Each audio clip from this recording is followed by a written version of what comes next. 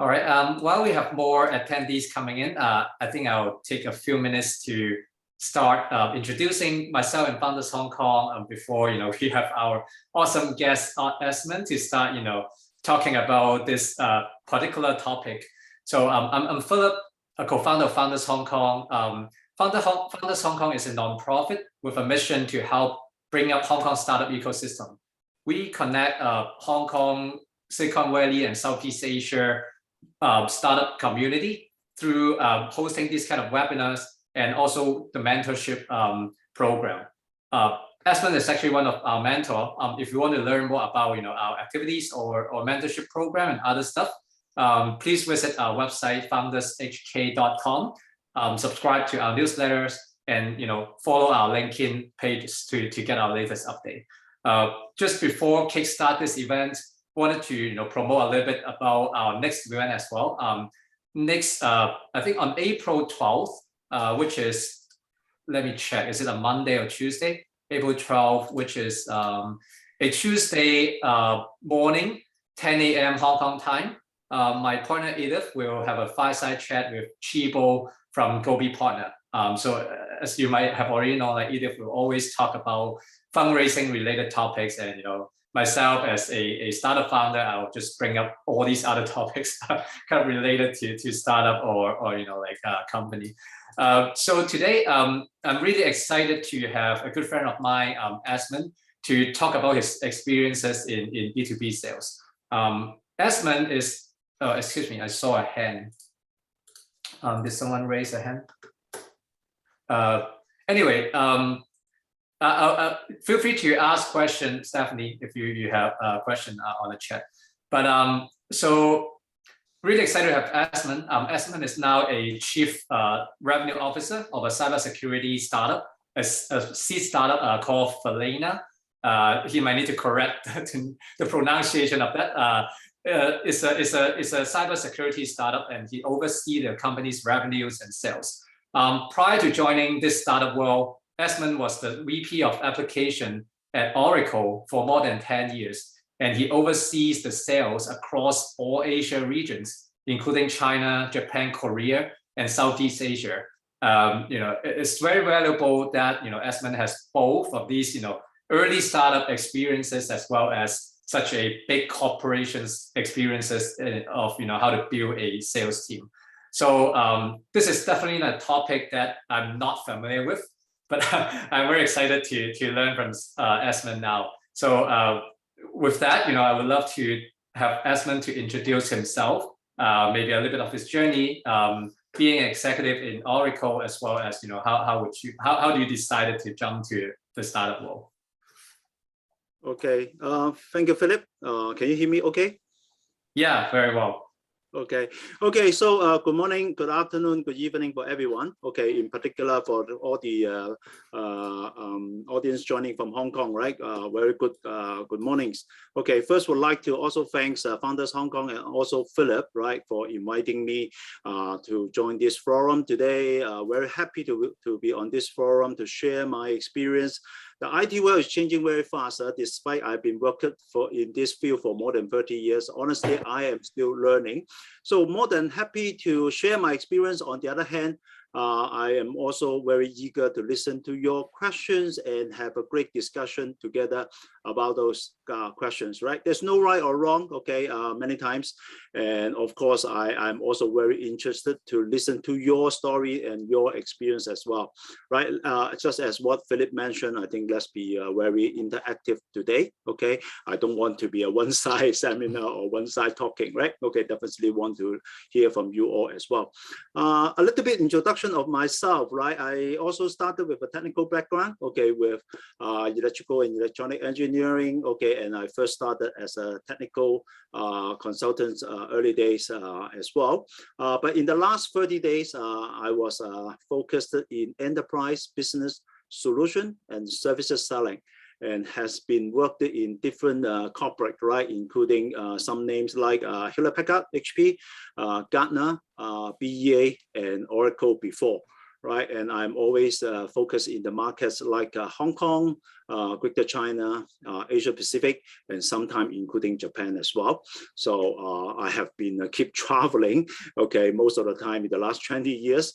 The COVID changed everything, right? Okay, I have not been traveling for even once in the last 2 years. That was very different from my last 20 years experience. My first 10 years, I would say I'm very focused on selling and delivering SI services and consultancy services around internet and e-commerce area. And if you recall, right, that was the early day of internet and e-commerce, and it was very interesting and very exciting moment at that time. Okay, and the experience of mine on SI and consultancy also trained me up, right, to understand that, okay, not until we completely deliver the services to the customer, you won't get paid, right? Okay, so, this is very different to some of the attitude. We are talking about selling, right? A lot of the sales, I think they have a different attitude. After I get it sold, it's done. In fact, I think if you want to be successful in the long run, I believe getting the job done, getting the whole complete and services delivery is important. And the early day of my SI and consultancy experience helped me on that.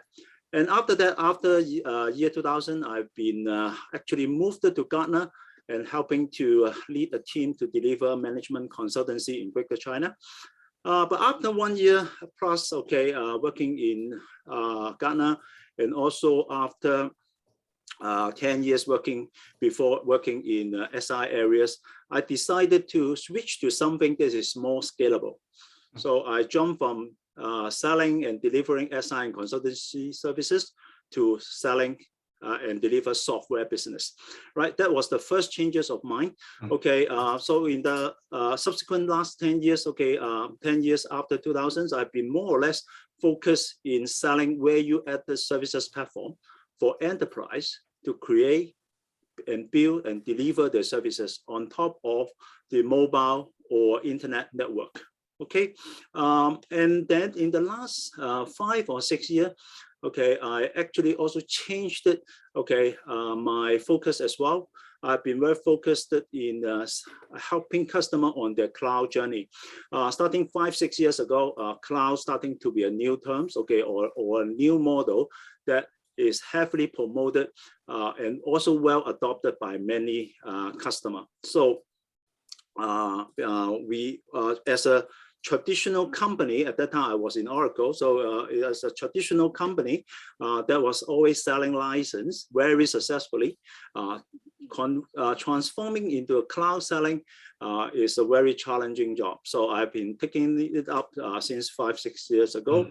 And my last job with Oracle was looking after application and SaaS selling for China's, okay, and really hands-on, right, to get down, okay, into how we can really sell cloud, okay, to customer. And as Philip mentioned, starting last year, I actually also have make another changes on my career path, right? After working 30 years in big corp, I decided to jump to a startup company, okay, and start to focus on a company called Falaina, okay, which is a Greek name. Okay, the meaning of it is actually meaning a well, right? You can see the background of mine is actually a big well there. Okay, that's the actual meaning of the well, which means that we hope the business is as big at the well, right?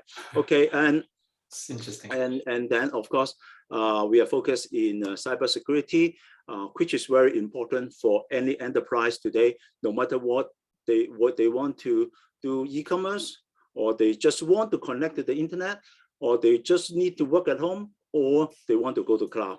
Okay, so looking back, I think for the last many years, I think one of the interesting thing of myself, I think, is despite I have been working in a number of big corp, right, like HP, Oracle, Gartner, or BA, I'm always focused not on the mainstream business, but instead helping to identify, explore, initiate, and grow new emerging business within the company. And those experience, okay, of starting a new business, okay, growing it and driving it until it is successful has helped me now in the startup company, okay, to really drive a company from honestly nowhere okay, and to a sizable business volume nowadays, right? Okay, so very quick introduction about myself. Okay, I hope it's not too long or too rushed. Okay, but I just would like to give you a very quick view of some of my experience before.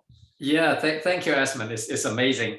Very rich, fruitful journey of your career. And actually, you point out a good thing, which a good point that I actually forgot to tell the audience. So I will have this chat with Esmond for roughly like maybe another 25 minutes or so, and love to invite some of you to on the stage to ask questions. So please feel free to raise your hand or even use the Q&A kind of feature.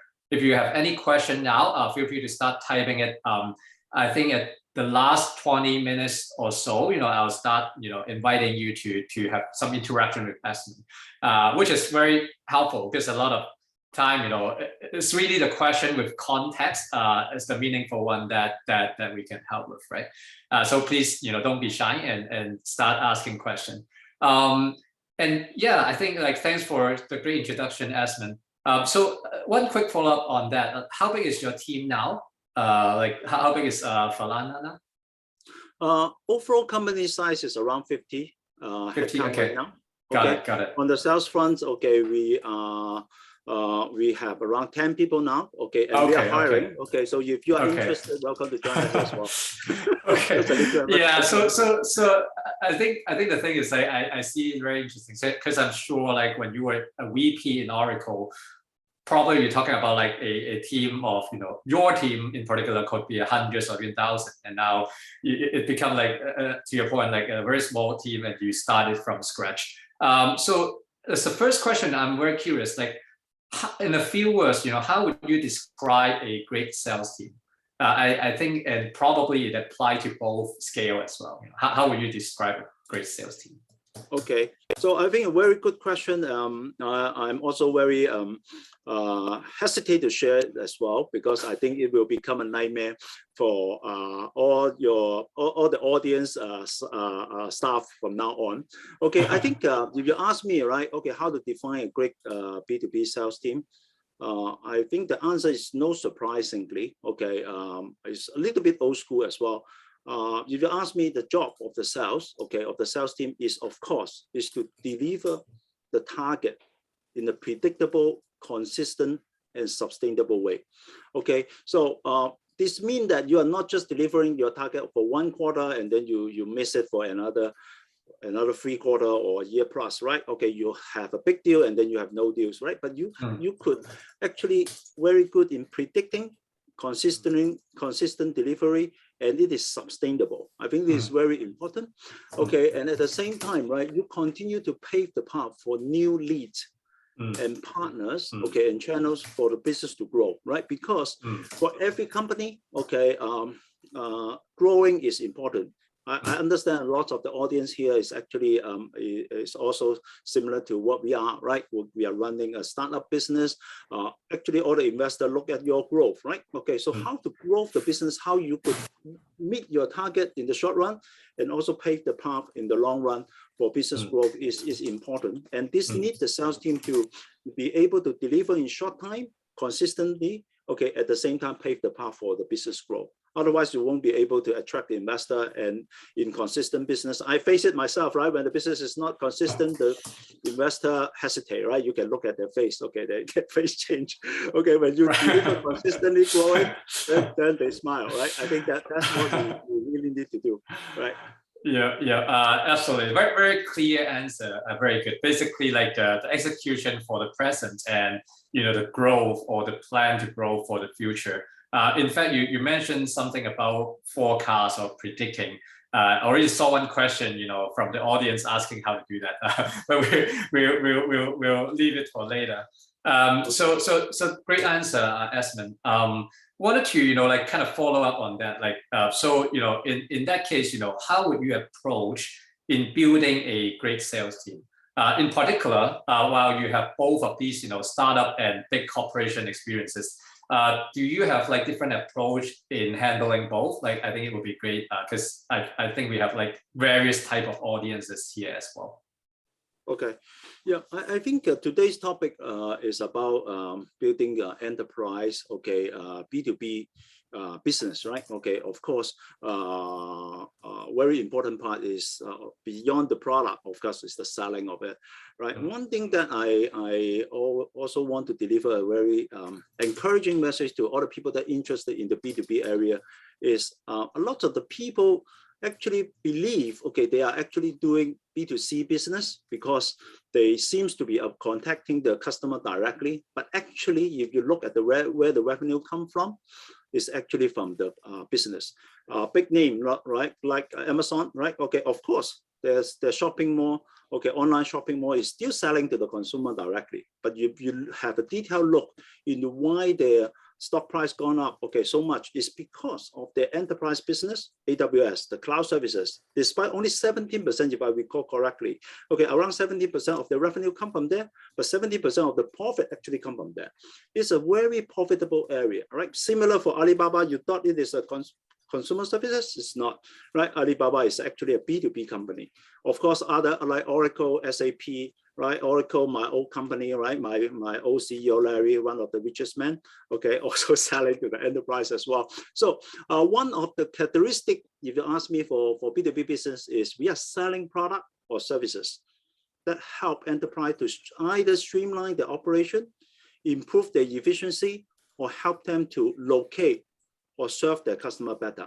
So we need to understand the B2B business first, right? Okay, and very important thing about the B2B business, no matter you are a staff, okay, you want to develop your career or you are a founders now, one good thing about B2B is it doesn't matter what you are selling or what you are driving this company or growing this company today, or you're growing another company, or you're even starting another company today, what you have done so far, okay, or in the future will be cumulative.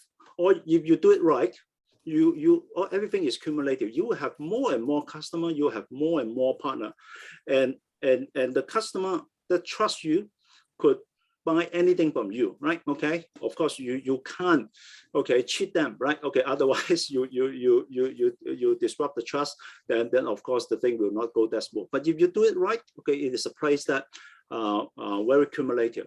So go back to the questions about Philips, right? Okay, that's I want to explain this first, right? Okay, if you want to find or build a sales team, okay, that is going to be successful, it is very important to look at this person, whether he has the asset that he could bring along with him, right? Or is he still continue to build the asset, right? Okay, so this is very important because as a startup, okay, most of the time, this is the same problem that I face as well. The customer don't know my company. They don't know my product, okay? So I need people that can tell the customer, okay, you can count on us. But the customer have no feeling in generally about the name, Falaina, what does this mean, right? Okay, but they can recognize the face, right? Oh, Esmond, okay, you have been working in this company and we have worked together before, okay, and some of the partner, right, when I approached them, okay, today, I think one of the advantages is they don't even look at the product. Oh, Esmond, you are carrying this product because I have been working together with you for so long, right? Okay, so I trust this product is okay. Of course, I need to do my research and study first, right? Okay, I don't want to spoil my name. I don't want to spoil my 30 years credibility as well. So I have actually spent 3 months to understand the product before I actually jump into it, right? Okay, so you want, okay, so I told all my sales rep, okay, that the first meeting is very important because the customer is going to define their impression about your company in the first engagement, first call, and first customer meeting. Okay, so go back again, back to Philip's question is how to build a team. Definitely, you need to find somebody really can reflect your company's image. Okay, because your salespeople is going to define your company image, right? Okay, you can, if he is lousy, then the customer will believe your company is lousy. He is professional, then people believe your company is professional, right? Okay, so very important is you find the people that's number one, reflect the image that you want to project to the customer. Okay, every company is different. Okay, I can't say okay everyone is professional. Okay, or whatever. Okay, but you find the style that match your company. Okay, you don't think that you can come back. Okay, after you set up the meeting, I can come back and change the image. Very difficult. Just like the first impression of everyone you meet every day. After you form the impression, you want to change it, it's 10 times more difficult. So first impression is very important, that your sales team is help, and it determines, I could say 60 or 70% of the success or not, or they even shut down immediately. Okay, they don't want to see you guys anymore. Okay, your team is lousy. So that's one, and the other is where you this guy has a long-term mindset, right? As I mentioned, in B2B selling, everything is cumulative. Good thing accumulate, bad thing also accumulate as well. So this guy, okay, is he accumulating more and more asset, more and more relationship? I think is important as well. A lot of people say that in the B2B area is more about relationship selling. Yes and no, right? How you build the relationship. The customer trusts you, then they have a relationship. They don't trust you, you have no relationship. That's so the fundamental of the relationship is not simply what we call in the past, okay, for all the sales rep, right, is dine and drinks, right? So instead of just dine and drinks, right? Okay, nowadays I think it is important for us to make sure that okay, we are not simply okay just building the relationship based on drinking or dinner, right? But in fact, okay, we are really being a trusted advisor, okay, for the customer, okay, and a good sales rep, okay, should be able to do that, right? And more important, okay, and most important point as well is it is very easy in selling, and sometimes the customer convince, okay, they buy. But more important, I could say, is how we could really deliver. Okay, a sales rep that follow through and deliver, compare with a very good salesman or sales lady. She's beautiful, she is very talkable, okay, but she can't deliver, will make a very big difference in the long run of the company. You may get a short-term success, get a short-term deal, but the business won't scale if you are not doing it well enough. Wow, it's a lot of insights in there. To me, it's also eye-opening because I personally, again, like not familiar with this, and I wanted to emphasize again one important thing you mentioned, which feels like very easy to fall into that trap, right? Like because people can easily feel like sales is like a one-off transaction. I really love how you emphasize that at the very beginning. That is a long-term investment or like a long-term relationship instead of a transaction. And obviously, a few things that you mentioned really capture it well. Looking for long-term, carrying the company value, understand the product throughout, a lot of this. I think, Esmond, you also touched on a little bit a different part of the sales process, which, I love to ask you more. But before that, I want to carry a little bit on this, team building topic first, just a little more tactical. So now you kind of share how you think in terms of looking for a good sales that help the company. Like how about like building the team or creating incentive or motivating the team? What are some tips in terms of doing that? Okay. First, I think a lot of those is because of the very painful experience before. Okay, so yeah, love to hear some. Actually, it's good. Love to hear something that you experienced that's failed as well. So for you I personally learned a lot of hard lessons. Okay, so that's why. Okay, so and I'm still learning anyway. But going back to your question, I think how to build a team, right? Okay, it's never easy. First, you need to analyze your business first, right? Okay, before you really start to find anybody. Analyze your business first, because a business that is mature, you have a big branding or great brand already, okay, or versus a startup company starting from zero, or you have some early success and you want to scale it. The kinds of people that you're looking for, maybe totally different, right? Okay, so in particular in the early day, I believe most of the audience today is still in the early day of the enterprise, right? Okay, so I think it is very important that you find a leader first, right? Okay, because all the other sales will basically follow this leader.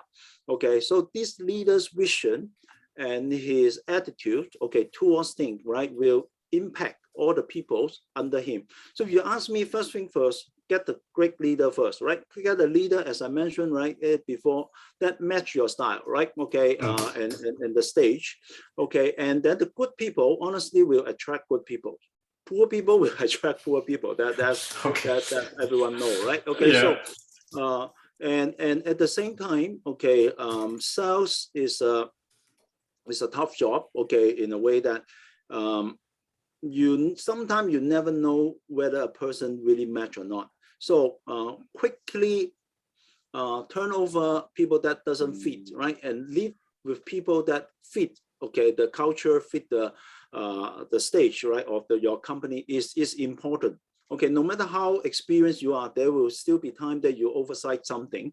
Okay, and so I think a quick turnover is also important. Okay, but very important thing, if you ask me, is whether the person that you hire, okay, has the mindset, right, okay, to have a long-term relationship with the customer. In particular, important in the B2B selling is important, right? If he has been doing that, okay, in the many years before he joined your company, he will definitely carry asset. Okay, he will definitely be able to open and tell you, let's talk to my team before, okay, if he is a team leader, okay, or talk to my manager before, or talk to my customer. Talk to them, okay, and listen to what they say about this gentleman or ladies will help you, right, okay, to understand more about this person, okay, and whether he is really carrying the asset, and whether he is still building the asset. And those assets, you can immediately take it into your company. For example, if you get to know a partner or channel very well, then you can leverage his channel or partner relationship, okay, immediately. Or if you know a few customers very well, okay, already the customer has bought from him before, and the customer listened to him or her, okay, then definitely I think she or she can help to bring in leads or opportunity almost instantly. Okay, so I think, but at the same time, we also need to watch out for persons that has been hiring, okay, in some of the big corp. Okay, I work in the big corp as well. Okay, a lot of them actually hiring, okay, within the organization. Honestly, before this section start, I checked in with Philip, right? For some of the business in some of the big corp, even the sales did nothing. The business still come in, right? Okay, so we need to carefully identify those people. So, and I keep asking one question sometimes to the sales or the candidate that come for interview. Everyone will tell me that they are very successful. Okay, I have done this, I have done that, I have over-delivered. Then my question is, without the brand of your previous company, let's say the guy has been working for Oracle, has been working for SAP, IBM, HP. Without the brand, are you still going to be successful or not? Are you confident that you're going to be successful or not? Or you want to test yourself whether without those brands, you are successful or not? Look at the answer, then you will know this person, whether he's a good fit for your startup company. In my view, I always did that, right? Okay, without a lot of them come with a very beautiful CV. Okay, great success. I have overachieved 200%, blah, blah, blah. But I asked, right, is the quota too low, or it's just because the company? Okay, so that's one thing that we need to be carefully differentiate whether this guy himself or herself is really have the attitude that you want. Goal setting, that's also a very important part, right? Second part of the question of Philip. Goal setting. I think goal setting, one thing that a lot of the manager or the boss, okay, believe that if the higher I set the target, the more the team will deliver.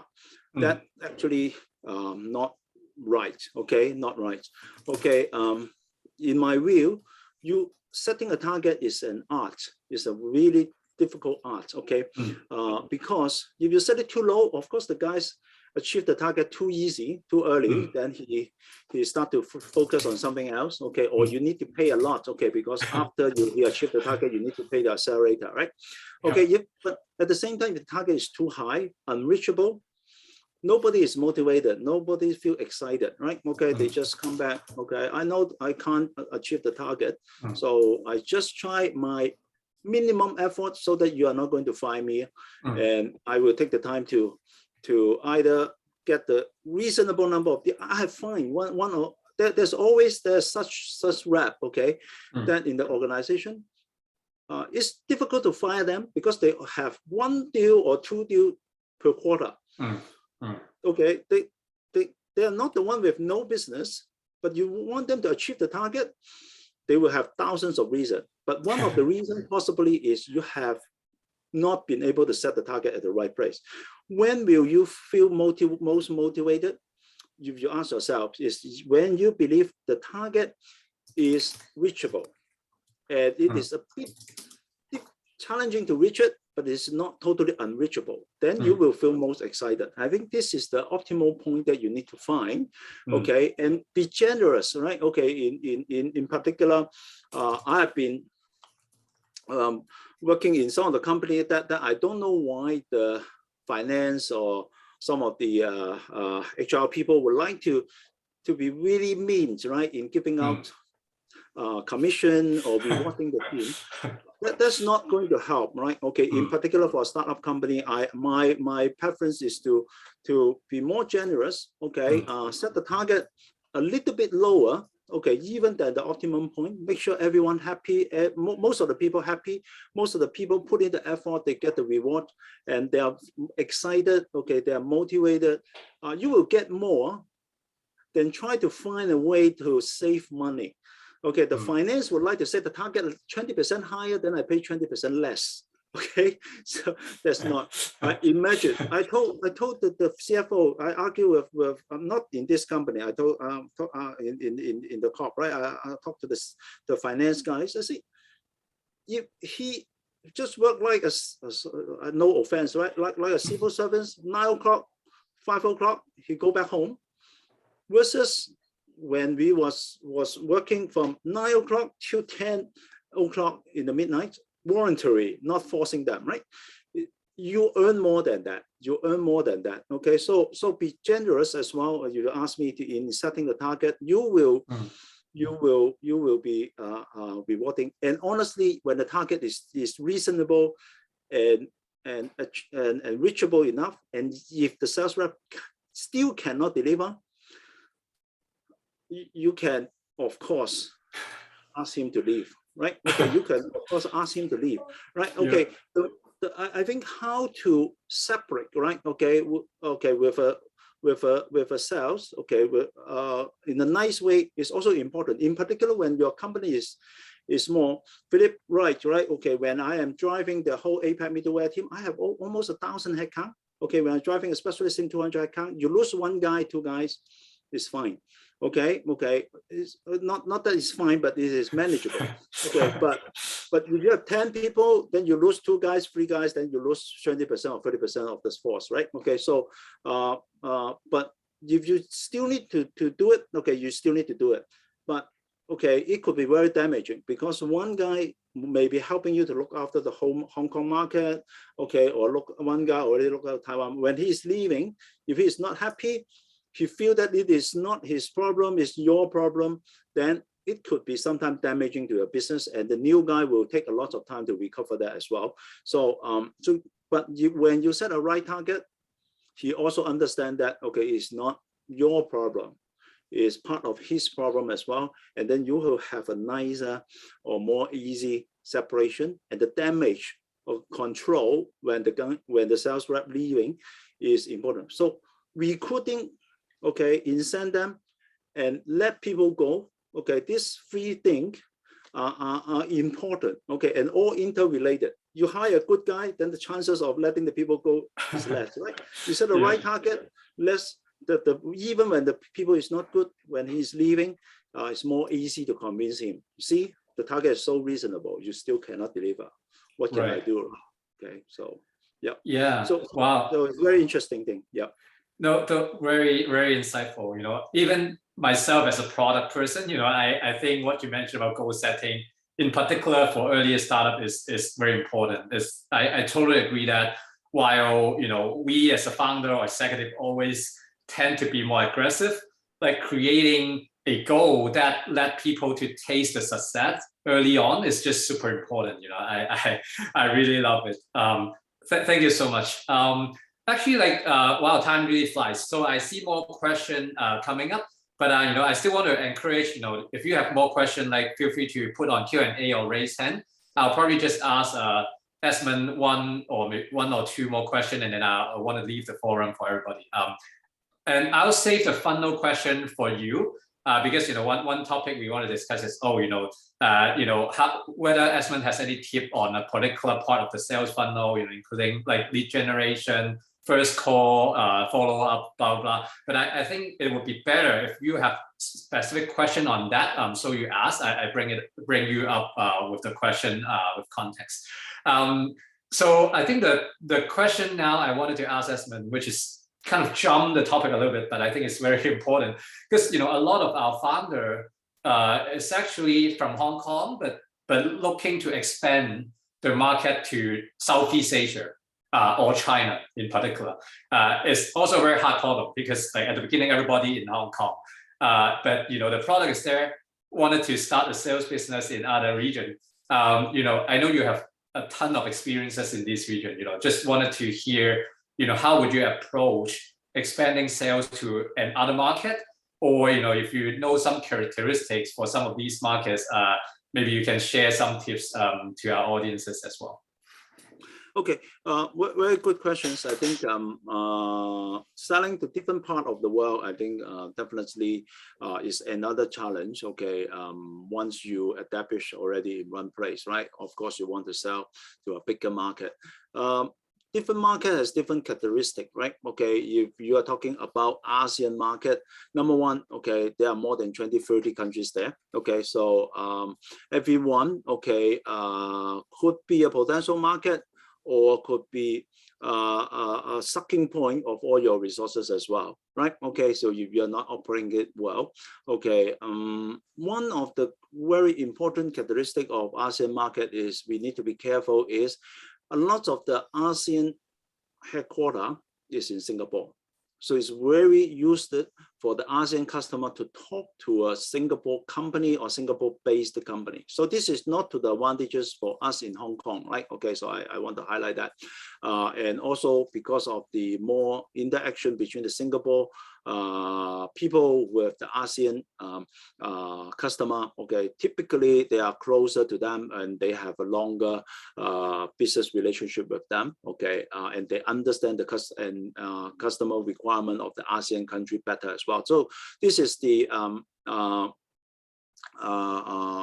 weakness, okay, sometimes when we are comparing with any a Singapore-based company, right? Okay, so this is one thing that we need to be aware of, right? But at the same time, one thing, okay, good about ASEAN market is they are very used to buy product because they know that with their country size, no matter even the biggest one like Indonesia or Thailand, they are still not big enough to have their own product, or their IT is not that developed that they have enough local IT company to develop similar product that you are developing. Okay, so they are very used to buy the product and use it, right? Okay, and they are not looking that much, okay, into buying a local product. So the market is basically open. So what you really need to do is to find people that is really familiar with ASEAN market, okay, with the channels over there, with the partners over there, and also understand the opportunity there as well. In particular, in a number of the country like Bangladesh, Brunei, they have a lot of what we call the World Bank funded project. Those are the big project, okay, that are funded by the World Bank, okay, and if you can tap on that, you can cut a big deal as well. But compared with China, okay, then a lot of people want to go to China as well, but China's difficulties is the China's market is very big, okay, very big. is big enough that they could afford to have their local company. Okay, and because of unfortunately a bit of the US or the China trade issues or export control issues, so lots of the China customers really pretty cautious about buying solution from overseas. Good and bad is we are from Hong Kong, right? So I keep telling the customer, we are part of China. We are not a foreign company. Okay, you need to be politically correct as well. We are part of China. Okay, but even though, I think one of the biggest problem of China customer is every vendor in China is treating those customer like a god or king, right? Okay, so which means that whatever the customer asks for, the vendor have no choice but to agree. So this become a big problem. Okay, if you want to sell a product, because when you are selling a product, the product has a certain feature, it don't have a certain features, right? But the customer want all these features that they want. Okay, I don't care. Okay, you have 10 features that I have, great. Okay, but the remainder 10, I still want it. Okay, you don't have, I still want it. Okay, can you make it? So you face a choice whether you want to take the order through the product plus customization or you leave it, right? Okay, so most of the company will naturally take the order and start to do the customization, blah, blah, blah. And as time goes, the problem actually come from the back end, the product, okay, no longer a product. It become an SI, it become a customization project. And similar situation actually happened in Korea. I have seen company that has been doing well, but they collapse quickly because every customer, they saw a different version. Because LG is asking for one version that I want, Samsung asking for Samsung Fire and Marine one, another one, Samsung Electronic one, another one. So they have 50 or 60 different versions of their software, unmaintainable, and finally they become money losing and they collapse, right? So how to get a balance between customization and product is a very tough task for anyone that want to go up to China to do business, if you ask me, right? Okay, that's the biggest challenge. Of course, all the other thing is much more easier nowadays, right? You don't need to do that much drinking, you don't need to dine that much, okay? Business become more open and regulated. I think it's much more easier, but the localization part is, or the customization part is sometimes the toughest one when you want to go up there. Absolutely. I think this probably could be a topic that we talk for the whole hour. And I really would recommend the audiences, if you are not yet a mentee of Founders Hong Kong, join us and you can get Esmond to share insight in the particular markets that you're looking for. Because what I heard is it's also very important to choose the right market to start the expansion. As an early startup, based on what services you're providing, given all these different dynamics. So, please join us as a member, and you'll be able to talk to Esmond in a one-on-one settings. So now I do see more questions coming up. I would like to start bringing you on stage to talk to Esmond directly. I guess we can have a few minutes for each of you. So first, I think it's a question from Dylan. Let me get you on. So I just promote you to a panelist, Dylan. If you can turn on your audio or better video, you can start talking. Oh, can you hear me? Hi. Hi, Dylan. Nice to see you. Okay. Yeah, good morning, good evening, good afternoon, everyone. So great to hear lots of just how the conversations are very helpful for myself as well, because my company is also a B2B company focusing on AgTech. But really, I got two questions. The first one is how do you do sales forecast? Because I think most of the board members, investors, and then senior management actually ask for sales forecasts so that they can plan ahead for another quarter or another year. So that's my first question. And second question, actually just talked about, but then I actually want to dig deeper as well. It's about the balance between customization and really become a product company, right? Because for my one of my more mature departments, I'm thinking for my sales leader to like whether to take out, like to look after marketing as well or look after operations as well. So because it's B2B and customization is sometimes unavoidable. So I want to check with you, like if the sales leader actually looks after the operations or product team as well, then will that actually create a balance, or is actually a very bad move? Yeah, that's actually my 2 questions. Thanks so much. Yep, very good question. Okay, thanks, Dean. Okay, I think this is a very good and also very tough question to answer as well. How to drive the forecast, right?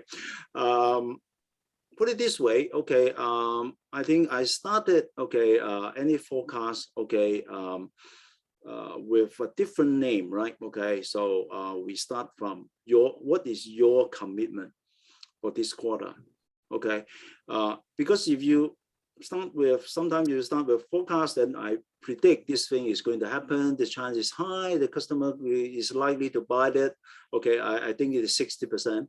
Okay, so and that one, okay, even more mature, 80%, blah blah blah. So I think is then you add up all this deal, and then you multiply the win chance, then you come up with a certain higher level forecast, right? That's most people do. Okay, but if you ask me, I think it's very important. Number one, we change the attitudes of every sales rep, okay, about, okay, the attitudes towards this number. Okay, if you say this is a forecast number, okay, then okay, they will take it as a forecast. Sorry, I try my best, okay, but this is number. Then, but typically what I ask is, what is your commitment number? What is your committed number? And sometimes to an extreme that, okay, what do you mean by this commitment? Okay, you mean, I ask him, to me, the commitment is, if you deliver this number, you stay. If you don't deliver this number, you resign. This is a commitment, right? Okay, so you can test, right, how serious that number is, because very important as a manager or as a business owner, you need to understand, okay, what is the bottom line that you can deliver. This is the bare minimum that you need to reach to, and this is sometimes the number that you need to commit to your investor as well. Okay, so they will ask what's the number, right? Of course, you can paint a very good picture, but at the end of the day, what is the minimum that you can deliver? This is the number that you need to find out first, and this is by all the commitment, right? Okay, and by all the sales rep adding it up. Okay, he commit 50K, he commit 100. At the end of the day, you have 150, right? Okay, and everyone know that this is a commitment. It doesn't matter which deal it come from. I need to get it done, right? Okay, I need to get all the technical resources. I need to get the boss, or I need to get my friend. I need to get any other new partners to help, whatever. There are thousands of ways to get a thing done, but you need to first set the goal first, right? Okay, and forecast, if you ask me, is to make sure they understand what is their commitment, okay, and what is the bare minimum they can deliver. And once you have that, other than that, okay, on top of that, you can of course add what is the normal forecast, what is the upside. All those could be more easy. But most important thing you ask me always is to how to get that, right? Get that number. And that's one thing. And the more difficult thing is when the sales rep can achieve the commitment. That's great. What if he couldn't achieve the commitment? You're really going to fire him? You're going to forgive him? Or you're going to do what? Okay, that's also going to make a big difference in long run, right? Okay, because every time I make a commitment, there's no consequence, then I can easily make a commitment as well, so-called commitment as well, right? Okay, so but if you fire a person because of missing one-time commitment, is it right? Okay, or you need to find another guys, it's also a tough decision. There's no one single easy formula or silver bullet that I can give it to you, right? But starting first as a commitment, and make sure they treat that commitment very seriously, I think is extremely important in my view. Awesome. Sorry, I was so interested about the forecast question. I forget the second question already. I think actually the second question is about customization versus building product, which is something you touch on. But I'm sorry, I think I need to bring other attendees to come up because like we don't have a lot of time. But no worries. you know, Thanks so much. Thank you so much, Dylan. Like again, like feel free to sign up as our mentee. You can always talk to Esmond. Hope that answered your question, Dylan. Thank you for great answer. Thanks so much. Thank you for asking this. Thanks a lot. So I'll get you back to as an audience, and I'll promote Nikhil. Sorry, I need some time to kind of operate. Nikhil, if you can, feel free to start talking. I actually don't know how to get you back. Dylan. Oh, I got it. Live in there. Hi, Nikhil. Hi, Joe. Hi, morning. Sorry, I didn't turn on the speaker. No worry, we can hear you now. Yeah, it's a similar question as the last one. So we at the first one, yeah, get the commitment from the salesman. The second question I want to ask, we are going to expand in Asia or mainland China. We are thinking the channel partner or just strategic partner. So I want to get some hints or tips in picking the strategic partner, because most of them say, blah, blah, blah, I have 20 years or I have 1,000 people running in China. I can help you what and what. So I want to get the whole market. But I say, will you concentrate in some area first? But it's very difficult because my salesman, knowing which boards in Shanghai and knowing the boards in Beijing and so and so. So do you have any simple questions? And I'm sorry that it may not be simple, but can you give me hints or tips on that? I think first thing first is I think you need to analyze a couple of things, right? Number one is what kind of product you have, what is your ideal target segment. I think this is something that you need to know first. Okay, and at the same time, you also have your sales team, right? Okay, your sales team may have some of their asset, as I mentioned before, right? This is good and bad sometimes, right? Because some of the people, they only go back to the customer that they know before. They are very reluctant to explore new customer. And then you need to find the partner that could help to compensate you, okay, or help you to reach out to more customers as well. What I believe is very important is like engaging, right? Okay, or dating. Okay, you need to be very clear about what you want. Okay, and at the same time, you need to emphasize what exactly your product strength, right? Okay, because the partner most of the time they may not have a complete understanding about your product.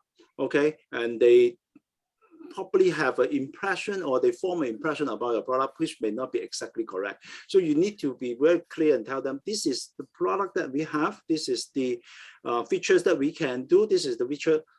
More important, I think, is we tell them what are the things that we can't do as well, very upfront, because you are absolutely right. Okay, because everyone tends to be very polite, in particular in the Chinese environment, right? Okay, people won't reject you, right? On the dining table, on the meeting room, right? They won't reject you, but in their mind, they actually not going to tell you, and things still goes on as it is okay, but actually it wastes a lot of your time. So be upfront. If you ask me, to tell them this is the thing that we are strong at, this is the thing that we are not capable to do.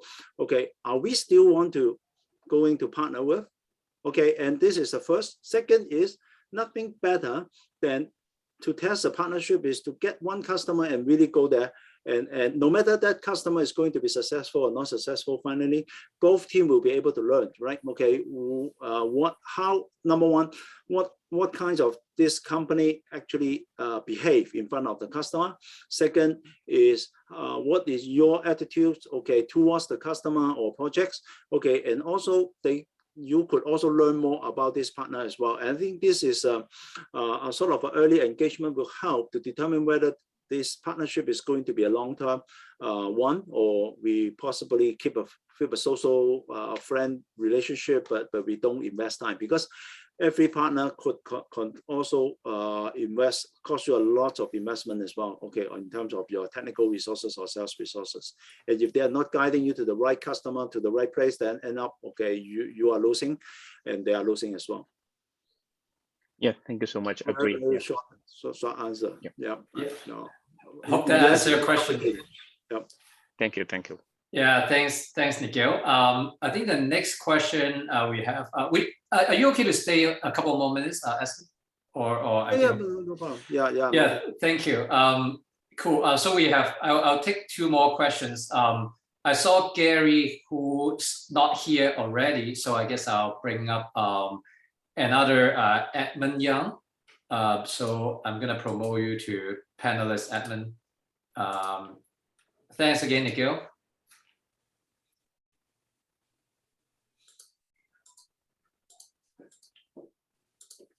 I wonder. Hi, Edmund. Okay, thank you, Philip and Esmond. Thank you very much for your inspiring and insightful talk. So, I saw your company, the Falaina, is a cross-country products or company. So, I'm a bit curious about how you manage sales practices, sales approaches, or even some sales tactics in terms of like a market practice or even some cultural perspectives in Hong Kong, Singapore, or even Australia. Because my company is also going to expand across region. So I'd like to seek some sharing or advice from you. Thank you. Just sharing the experience, right? Okay, so Hong Kong and Singapore and Australia are quite different. In particular, Australia is quite different from Hong Kong, or in particular for Singapore, right? Okay, so if you ask me, right, in Australia, the economy is very different. Okay, they have a few very big corp, right? Okay, Tesla, Optus, a few mining company that occupy, okay, a majority of their GDP, right? A lot of the business actually come from those big companies. So you have to get your head, if you really want to get big B2B business, I'm not sure what business you are at, but if you really want to get big revenue, you definitely need to be focused on those customer. Good news is Australia, they have a much higher living standard. Okay, so the sales rep there work much more aggressive than anyone else, because they know that with their basic salary is they have a very difficult life in Australia. So most of the Australia rep that I have met so far, number one, very professional. Number two, they are very, very aggressive. They are aggressive for their living, okay, and they want to earn big money. So they are not difficult to motivate. And all these big company also very interesting. They buy almost every product. Okay, so let's say Tesla, right? Okay, one of the famous example, you can check it out. Okay, every product, in particular in the early day of the Western product, they have what at least some pieces, right? Okay, they have a piece of those software in their company. So their door is not closed. Okay, so you just need to find a good sales rep and penetrate to the top account. Okay, Singapore, I think by itself, okay, a number of big corp as well, but more you ask me, more Singapore is more a hub, okay, of ASEAN. People are more tend to make use of Singapore to sell to the other ASEAN countries. So Singapore by itself, the business is not very big. Okay, sometimes, okay, as part of Hong Kong or just a little bit bigger in the recent year. Okay, but most of the time, I think we leverage Singapore to reach out to the bigger ASEAN market to drive more. And I think that's the good thing about having presence in Singapore, okay, to drive not just Singapore business, but the business around it as well. Hong Kong, I think, of course, we have faced some challenge, right, over the years, okay, because of the stability issue, COVID in the last 2 years, we can't travel as well. So it's a very special moment the last 2 years, very honestly. But good news is, even I've been focused in the Hong Kong business only, not just Hong Kong, but because I drive Hong Kong business directly myself, I can still see, okay, lots of opportunity. I can still see a lot of opportunity. Okay, just all this incident has held back some of the investment of the company. I hope when the political side is more stable, now the COVID should be over soon, right? I told my team, you guys should be ready, okay, for the upcoming wave, right? Because I believe, right, after holding back for buying for so long, right? Okay, lots of the corporate need to either refresh the technology, they need to get new initiative. So I believe the bounce back, okay, should be not far away. Okay, so I'm preparing myself actually and preparing my team to capture that as well. Okay, I hope the COVID is over, then everything back to normal. Okay, we are open up for travel. Then it could be a big opportunity, just like what we have seen after SaaS, right? Okay, in 2003 at that time. Honestly, in my whole career, okay, the biggest achievement, okay, in terms of percentage or biggest deals that signed it was actually right after 2003, right after SaaS, right? Okay, so I'm optimistic about that, and I'm preparing the team for that as well. Awesome. Okay, thank you, Esmond. Yeah, love the optimistic view of Hong Kong. I can't wait to travel back as well. Thanks for the time, Esmond. I think the last question, hopefully you keep it short a little bit from Chuck. I'm gonna promote you to panelist, Chuck. And please go ahead. Hello. Hey, is it for me? Oh yeah. Caleb, are you Caleb? Yeah. It's okay.